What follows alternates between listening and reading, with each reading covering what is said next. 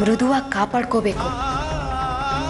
ಆದ್ರೆ ನೀನು ಅದನ್ನ ಬಿಗಿಯಾಗಿ ಹಿಡ್ಕೊಂಡು ಮುದುಡೋ ಹಾಗೆ ಮಾಡಿದ್ಯಾ.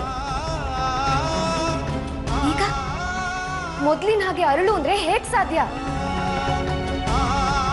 ಅರಳೋ ಗಂಟ ನಾನು ಕಾಯ್ತೀನಿ.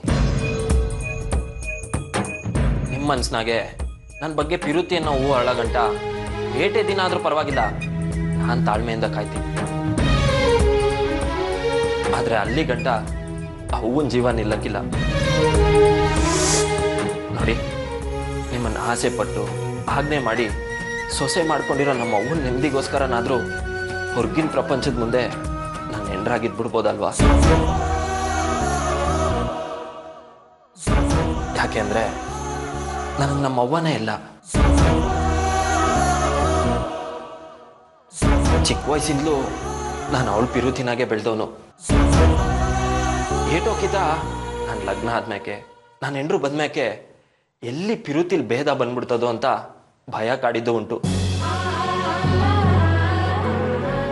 ಅದಕ್ಕೆ ನಮ್ಮವ್ವ ಕುಂಟಿನೋ ಕುರುಡಿನೋ ಯಾರನ್ನೇ ತೋರಿಸಿದ್ರು ಹಿಂದೂ ಮುಂದೆ ನೋಡದೆ ತಾಳಿ ಕಟ್ಟಬೇಕು ಅಂತ ತೀರ್ಮಾನ ಮಾಡ್ಕೊಂಡಿದ್ದೆ. ನೋಡಿ, ಅದೊಂದು ಕಾರಣಕ್ಕೆ ನಾನು ಅವತ್ತು ಸಾಕ್ ನಿಲ್ಸು.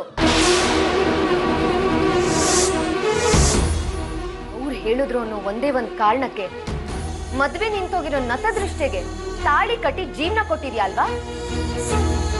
ನೋಡು, ನೀನ್ ನನಗ್ ಮಾಡಿರೋ ಉಪಕಾರಕ್ಕೆ ಋಣ ತೀರಿಸ್ಬೇಕು ಅಂತ ಅನ್ಕೊಂಡೆ. ಅದಕ್ಕೆ ನೀನ್ ಅವಕಾಶ ಮಾಡ್ಕೊಟ್ಟಿದ್ಯಾ ತಾನೆ? ಆ ಒಂದೇ ಒಂದು ಕಾರಣಕ್ಕೆ ಪ್ರಪಂಚದ ಮುಂದೆ ನೀನ್ ಹೆಂಡತಿಯಾಗಿರೋ ನಾಟಕ ಮಾಡ್ತೀನಿ. ಆದ್ರೆ ಯಾವತ್ತೂ ನೀನ್ ಹೆಂಡತಿ ಆಗಲ್ಲ.